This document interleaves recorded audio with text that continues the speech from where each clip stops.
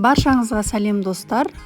Бүгін мен Меруерт өздеріңізбен қарапайым азық-түліктерден өте дәмді қатпарлы самса әзірлейтін боламын. Видеоны соңына дейін қараңыздар.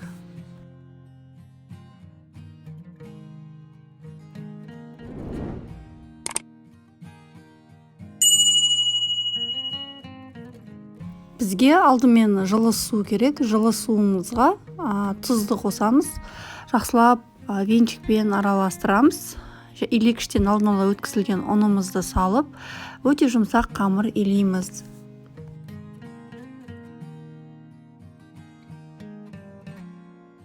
Илеген қамырымызды салафанға салып, жарты сағатқа июі қанғанша қоямыз.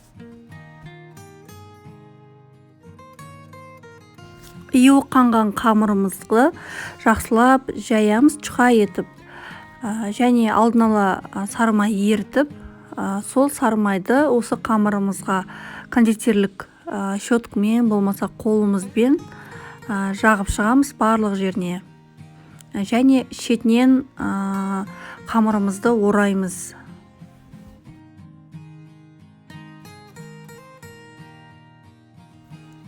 Ораған қамырымызды видеодағындай кішкене қысып аламыз да, спираль тәріздес етіп, орап, салафанға салып, тоңазытқышқа 1 сағатқа қоямыз.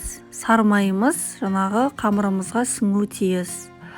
Оған дейін салма жасаймыз. Тартылған етімізге пияз, картоп, тұз, бұрышты салып, жақсылап араластырамыз.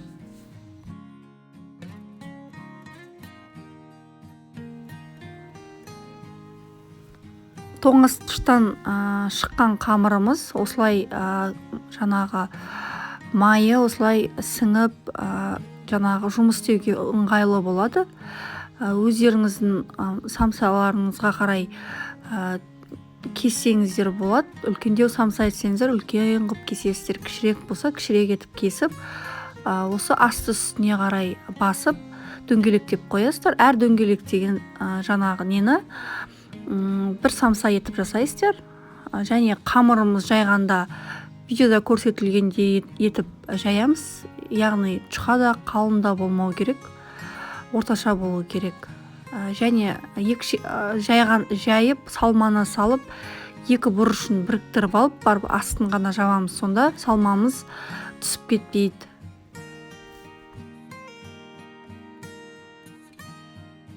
Тиіп болған самсаларымызды пергамент қағазын төсеп, формамызға саламыз. Және ортасын ашықтау етіп саламыз, себебі самсамыз көтеріліп піседі. Жұмыртқаның бетіне жағып, күнжут мак сеуіп бетіне қызып тұрған пеште 180-200 градуста 50-55 минуттай пісіріп аламыз. Самсаларымыз осындай керемет болып шығады.